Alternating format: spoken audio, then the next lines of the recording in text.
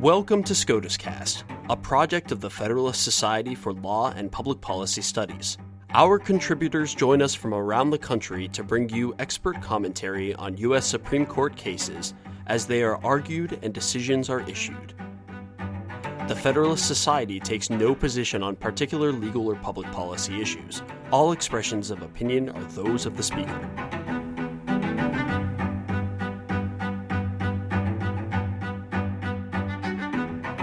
Thank you for joining us for this post-argument episode of SCOTUScast, Corporate Liability for Alien Torts edition. I'm your host, Bridget Flaherty.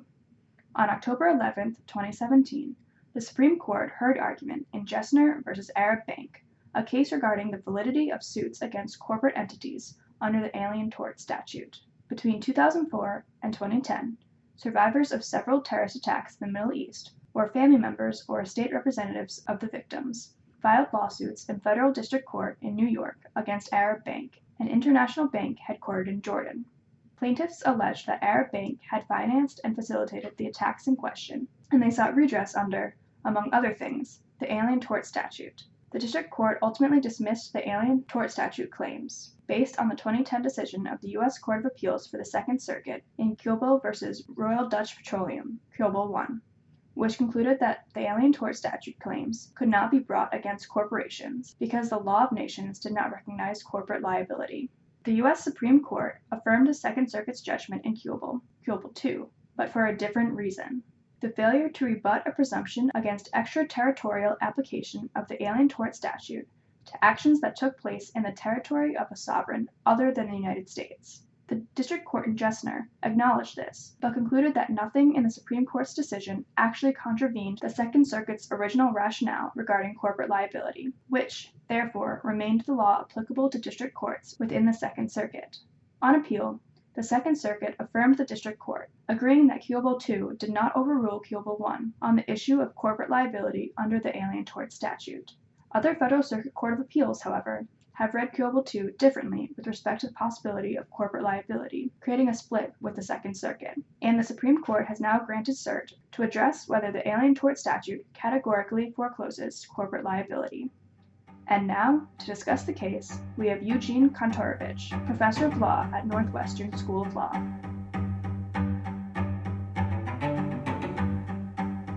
Apart from being a case which involves high-profile and very emotional issues of terrorism and terror financing, it also raises a question about the extent to which United States courts can be used as forums to litigate international human rights violations committed abroad, not under U.S. law, but under international law, and in particular the extent to which corporations can be sued for their involvement in violations of international law. The case is the Supreme Court's third or fourth encounter in recent years with the Alien Tort Statute. This is a law which was originally adopted in 1790 as part of the First Judiciary Act, the act creating the federal courts. And it's a provision which was essentially ignored or not used in any case for nearly 200 years. Then in the 1980s, it was discovered by plaintiffs litigants, and because of its ambiguous language, which, because the federal courts, district courts, will have jurisdiction over lawsuits brought by an alien for torts against the law of nations, that is to say, against international law. The case came to be used to litigate various human rights violations, torture and war crimes and the like, committed against aliens, that is to say, against foreigners, typically committed outside of the United States. Now, a few years ago, the Supreme Court, in a case called Kiobel, ruled that the law cannot be used as a vehicle for lawsuits by aliens, foreign plaintiffs, that is, against foreign defendants for things with little or no connection to the United States. Now, that already cut back on most alien tort litigation, because the part of the point for plaintiffs of the Alien Tort Statute is it would allow for access to U.S. courts under general principles of international law, under general international law rules, even absent United States statute. Now, it's important to point out that no other country, essentially, allows for civil lawsuits by aliens against other aliens on purely international law grounds for things that don't have a connection with the country. So today, the Alien Tort Statute requires some connection to the United States. The Arab Bank case is one in which victims of Palestinian terrorism are suing a Jordanian bank called the Arab Bank for essentially providing money to Hamas, the Palestinian terror organization, for basically holding deposits which they knew would be used to pay for Hamas terrorism. Now, there's a separate question whether this loss by foreign plaintiffs against a foreign bank for crimes that took place in Israel satisfies the requirement of having sufficient United States connection. And to many of the justices at oral argument, and to myself, it certainly doesn't seem to.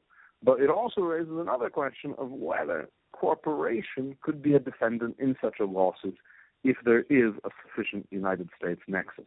Now, corporations are defendants all the time, so the question is, why couldn't a corporation be a defendant? And the answer is that in these cases, the cause of action does not come from U.S. law. It comes from international law. And international law is much thinner than domestic law. So for most things, there is not a rule, or there is not a norm allowing for lawsuits. And one thing that clearly does not seem to exist in international law, even though there is a notion of individual liability, itself a relatively new idea that dates back to the Nuremberg tribunals, there is not a clear idea that corporations can be sued for international law crimes.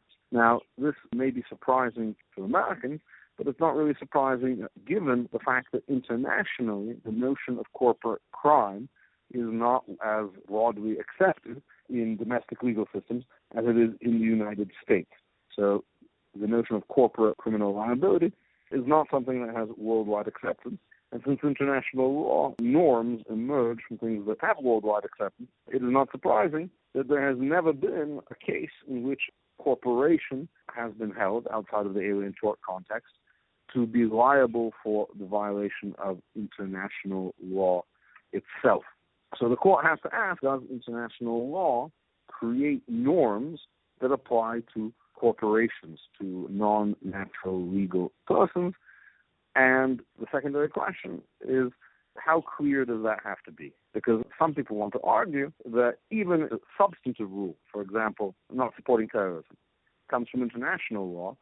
Secondary rules that federal courts apply in alien tort cases, such as the scope of liability to individuals or to corporations, that can come from domestic law. And so since U.S. law allows for corporate liability, that should be the rule of decision here. However, since the Alien Tort Statute essentially is based on international law actions, it would create significant tension with the international community and with other countries to allow what are essentially international law actions against defendants that international law would not recognize as proper defendants. And that is essentially the issue.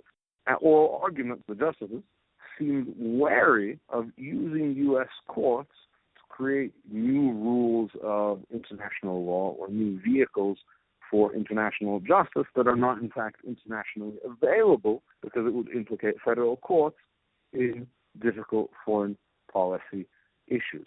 Now, none of this is relevant if, for example, there are U.S. victims.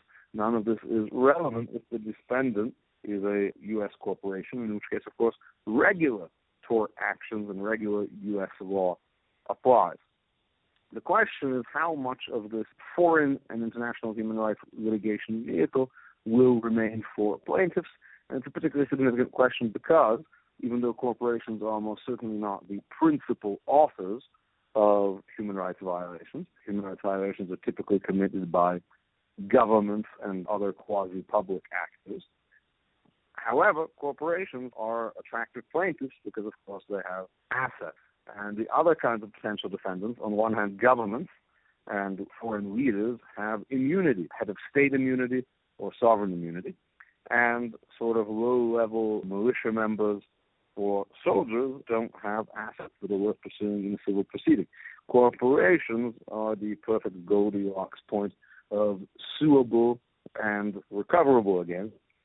So if it seems quite possible, the Supreme Court finds that the Alien Tort Statute does not apply to corporations, then this would essentially close the doors to the Alien Tort Statute being used as a vehicle for injecting international law cases into federal courts. I think what's important to note is when this statute was first passed in 1790, certainly there were not international law proceedings against corporations.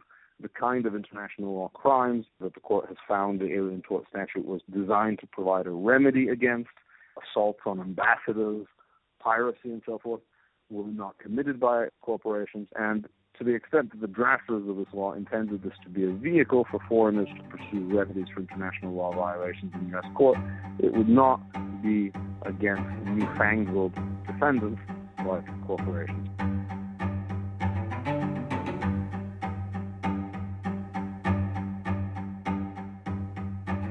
Thank you for listening to this episode of SCOTUScast. SCOTUScast is a project of the Federalist Society, a not-for-profit educational organization of conservative and libertarian law students, law professors, and lawyers, founded upon the principles that the state exists to preserve freedom, that the separation of governmental powers is central to our Constitution, and that it is emphatically the province and duty of the judiciary to say what the law is, not what it should be. Don't forget to subscribe to our podcast series, including SCOTUScast and Practice Group podcasts, on iTunes or Google Play. For an archive of past podcasts, as well as audio and video of past Federalist Society events, please visit our website at fedsoc.org/multimedia. That's fedsoc.org/multimedia.